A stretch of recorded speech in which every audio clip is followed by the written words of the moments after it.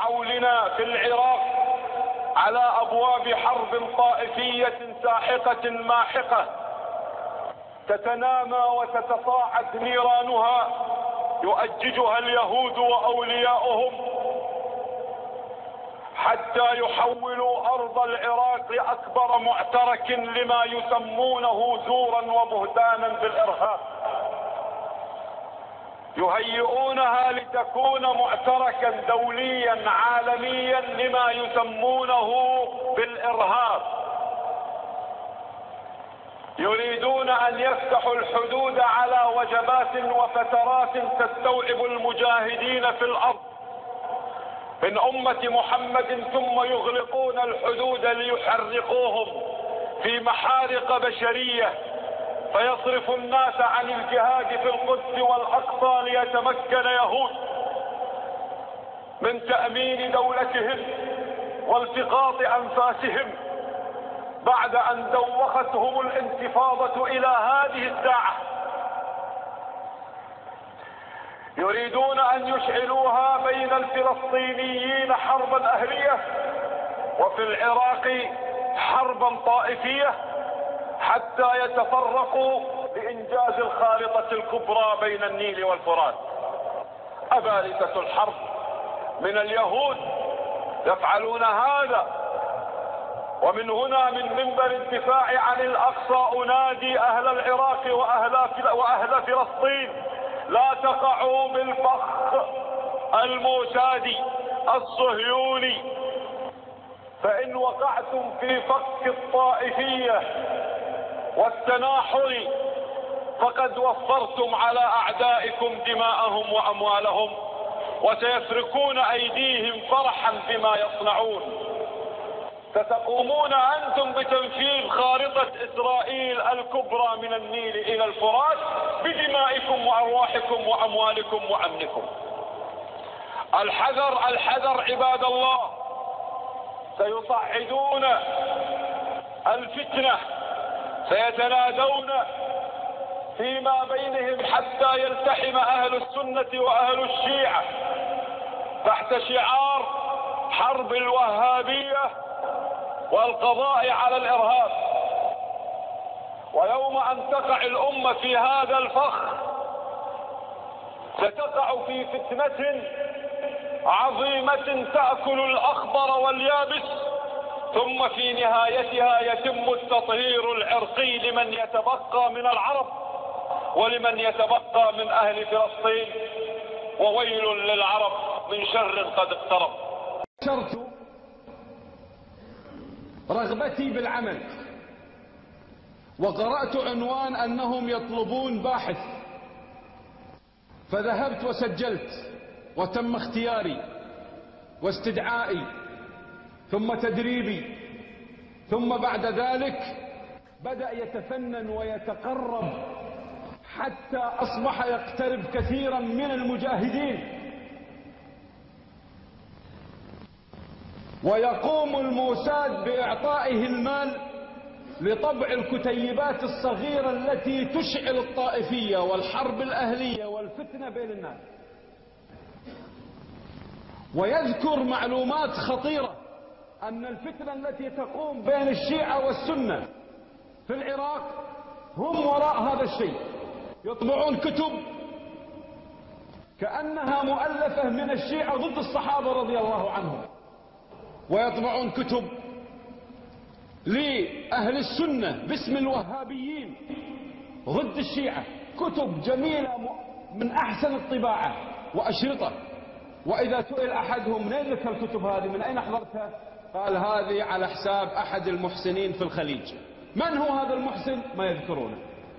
واستخدموا نفس الأسلوب في اليمن بين الزيدية هناك وبين أهل السنة، يستخدمون نفس الأسلوب بين الفلسطينيين المجاهدين والسلطة حتى تشتعل حرب أهلية هنا وهناك وهناك وطائفية، وهذه توفر عليهم دماء كثيرة وأموال كثيرة، ويعمل بذلك العملاء المجرمون. ومنهم من يطلق لحيته، ومنهم من يقصر ثوبه، ومنهم من يقترب من الشيخ، ومنهم من يقترب من الإمام، ومنهم من يظهر نفسه أنه يريد أن يكون داعية أو يريد أن يكون مجاهد، وعنده خبرة في الانترنت، وعنده خبرة في الاتصالات والمواصلات، ويبذل خدمات، وقد يبذل بعض الأموال حتى يثقون به، ثم يكون الدمار بعد ذلك على يديه. وسيشعلونها في البحرين، وسيشعلونها في المنطقة الشرقية، وسيشعلونها في الكويت.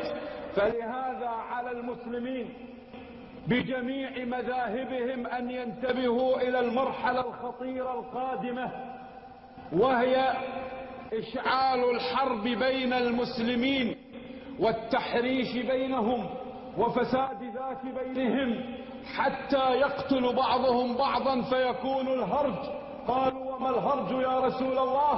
قال الهرج القتل حتى يقتل الرجل أخاه وجاره وأباه، ولا يعلم القاتل لما قتل ولا المقتول لما قتل، حتى يمر الرجل على القبر فيفرك صدره عليه ويقول يا ليتني صاحبه. وما ذلك أي تمنيه للموت بسبب الفقر، وإنما بسبب البلاء والفتن.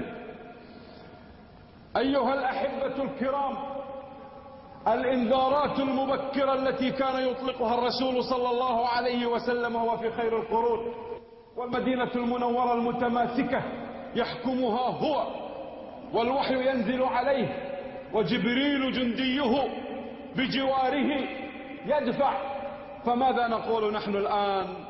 ماذا نقول في هذا الزمان؟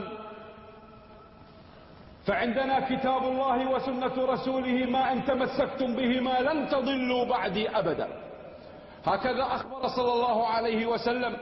فيا عباد الله، الرفق لا يكون الرفق في شيء إلا زانه، ولا ينزع من شيء إلا شانه.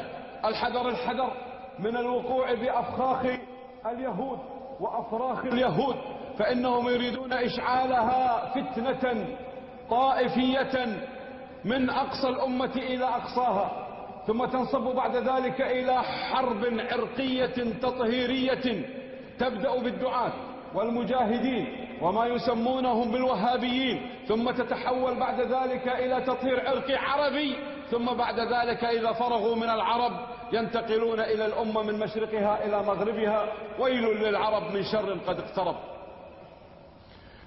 إلى متى هذا التنازع؟ إلى متى هذا التدابر؟ لماذا لا نحقق فينا مشروع النبي صلى الله عليه وسلم العظيم؟ مثل المؤمنين، ترى المؤمنين في توادهم وتراحمهم وتعاطفهم كمثل الجسد الواحد إذا اشتكى منه عضو تداعى له سائر الجسد بالسهر والحمى. إن التداعي اليوم أصبح فريضة، فرض عين أن نتداعى. لا يجلس كل واحد منا في مكانه ينظر إلى أخيه يسحل ويقتل ويهتك ويسلب وينهب ويضرب ويهجر وهو يتفرج وينسى أكلت يوم أن أكل الثور الأبيض. ينسى الآن أن الدنيا قرية واحدة، إن وصلوا إلى أخيك في المشرق سيصلون إليك في المغرب عاجلا أو آجلا. تذكر هذا، وهم الآن يقودهم أبالسة الحرب والمال الهائل الضخم الفلكي الذي لا يستطيع أحد أن يحصيه إلا الله، سخر كله من أجل ذلك. ربنا اطمس على أموالهم واشدد على قلوبهم فلا يؤمنوا حتى يروا العذاب الأليم. اللهم إنك وعدتنا ووعدك الحق، فقلت في كتابك ولا يزال الذين كفروا تصيبهم بما صنعوا قارعة أو تحل قريبا من دارهم حتى يأتي وعد الله، إن الله لا يخلف الميعاد. اللهم صب عليهم القوارع صبا، الأعاصير، الزلازل، البراكين، الجراثيم، وما يعلم جنود ربك إلا هو. حسبنا الله ونعم الوكيل، نعم المولى ونعم النصير. إنهم يخططون على إبادتنا وقتلنا وذرارينا وممتلكاتنا. أنت مولانا، الله حسبي في جميع أمري، به غنائي وإليه فقري، نستعصم الله فخير عاصمي، قد يسعد المظلوم ظلم الظالم اللهم من يرى هذا المقطع ومن ساهم فيه ومن أعان على نشره، اللهم فاغفر له ذنوبه كبيرها وصغيرها، جلها ودقها، عظيمها ودقيقها يا رب العالمين.